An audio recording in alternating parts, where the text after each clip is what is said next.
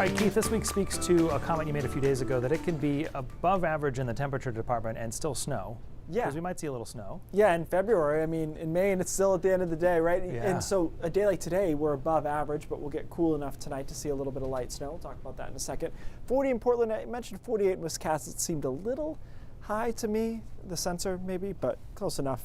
37 in Bar Harbor, 37 in Bangor. The clouds, you can see them moving away here in a lot of spots, so we'll start to clear out, especially over western and southwestern Maine. This cloud cover is from that storm that missed us, and kudos to the computer models on this because it was always close, but they never wavered and made this storm a hit. So it's all actually filled in here. The radar just can't see out that far, and you can see it's moving away. But for a storm that got as close as to touch parts of Cape Cod, is a pretty good modeling job that we knew it wasn't going to be a hit for us. So it moves away and we clear out through this afternoon. It's pretty pleasant.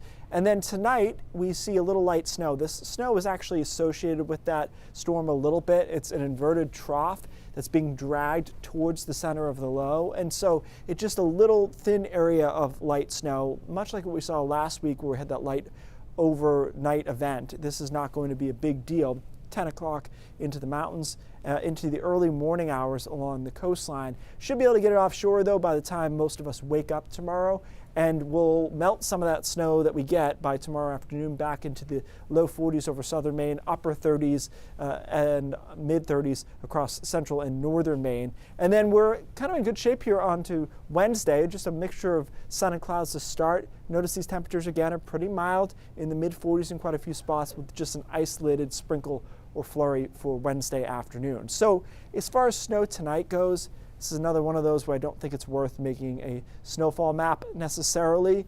A dusting to an inch should cover most of us. A couple of the mountains here, you can see they're popping out twos. Fine, seems possible. I don't think it's a big deal either way.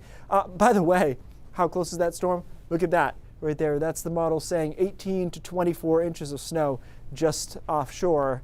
Our Canadian neighbors there, swing and a miss for us. So this week is a little unsettled, but it's mild, so I think that offsets it because we've got those showers, isolated sprinkle on Wednesday, and then Thursday's our warmest day in the warm sector. Thought we had a run at 60, probably going to come up just short of that. Boo-hoo, we'll be in the mid-50s on Thursday afternoon, and then some rain, really showers and rain come in on Friday. We stay mild, and then it's colder for the weekend. So temperature trend here, again, 55-ish. Cool back down for Saturday, back up on Sunday, maybe back to 50 again Monday of next week.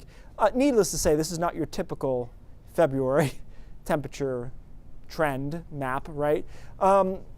This system, by the way, might be more rain than showers. We're trying to suss out how much moisture is in there, but it's definitely an all-rain event. It's just way too warm anywhere to even think about snow. Nicest day of the week, probably, for most of us.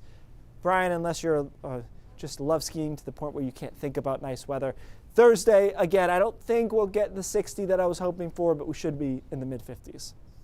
Still pretty good for February. Yeah, our bar has been moving upward, I think, Quite a bit through this winter. Yeah. All right, Keith, thanks so much.